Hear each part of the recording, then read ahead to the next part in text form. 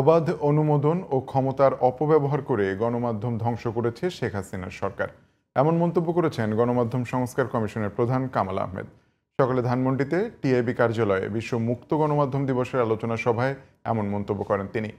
একই অনুষ্ঠানে তথ্য উপদেষ্টা মাহফুজ আলম বলেন, গণমাধ্যম সুরক্ষা আইন বাস্তবায়ন ও গণমাধ্যমগুলোর লাইসেন্স পুনঃমূল্যায়নে কাজ করছে সরকার। আরও জানাচ্ছেন শাহরিয়ার বাঁধন। বিশ্ব মুক্ত গণমাধ্যম দিবস উপলক্ষে ইউনেস্কো, টিআইবি এবং সুইডেন দূতাবাসের যৌথ উদ্যোগে আয়োজন করা হয় সাহসী নতুন বাংলাদেশ গণমাধ্যমের স্বাধীনতার জন্য সংস্কার রোডম্যাপ শীর্ষক আলোচনা সভার।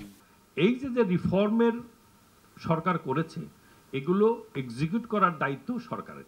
আসলে কি শুধু 15 বছর, তার আগে কি বাংলাদেশের সাংবাদিকরা একদম স্বাধীনতার সর্বোচ্চ চূড়ায় বসেছিলেন? খারাপ প্রশ্ন হয়েছে, এই অভিযোগে সেই হাউসগুলি ঘেরাও করার হুমকি দেওয়া হয়, তাহলে কিভাবে সাংবাদিকতা হবে?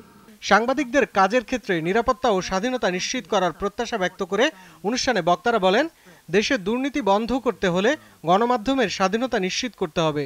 Safety is looking at the economy, the political, the social and the legislative environment. It projects of the current state of affairs.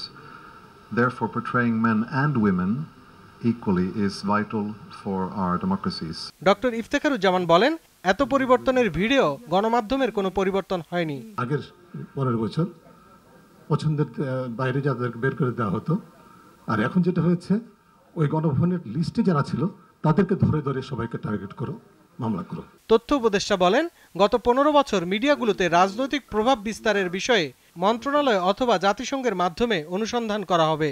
সাংবাদিকদের সুরক্ষা আইনটা আমরা করতে চাই। দ্বিতীয় হচ্ছে রেডিও টেলিভিশনের যে স্বায়ত্তশাসন এবং 3টা প্রতিষ্ঠানের একীভূতকরণের বিষয়টা আমরা দেখতে চাই। আর তৃতীয় বিষয়টা হচ্ছে মিডিয়ার তালিকা এবং লাইসেন্স পুনঃমূল্যায়ন থেকে শুরু করে বিজ্ঞাপন হার, এটা সমন্বয় করা মূল্যস্ফীতির সাথে, এটা আমরা করতে চাই। গণমাধ্যম সংস্কার কমিশনের প্রধান বলেন, সাংবাদিকদের ন্যায্য বেতন থেকে বঞ্চিত করা হলে তা হবে অনৈতিক এবং এর বিরূপ প্রভাব পড়বে সাংবাদিকতার উপর।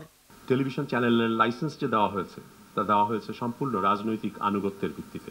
আর একদিকে যেটা করেন, আমরা বলেছি যে সাংবাদিকদের আর্থিক নিরাপত্তা দরকার, সেজন্য জাতীয় পর্যায়ে একটা ন্যূনতম বেতন স্কেল নির্ধারণ করা হোক। সাংবাদিকদের বেতন দিয়েই কাজ করাতে হবে। আপনি যদি বেতন না দিয়ে কাজ করেন, তাহলে সাংবাদিকরাও দুর্নীতিতে জড়িয়ে পড়বে। স্বাধীন গণমাধ্যম নিশ্চিত করতে এদেশের গণমাধ্যমের বিকেন্দ্রীকরণ এবং গণতন্ত্র প্রয়োজন বলেও দাবি জানান কমিশন প্রধান। শাহরিয়ার বাঁধন, জিটিভি নিউজ, ঢাকা।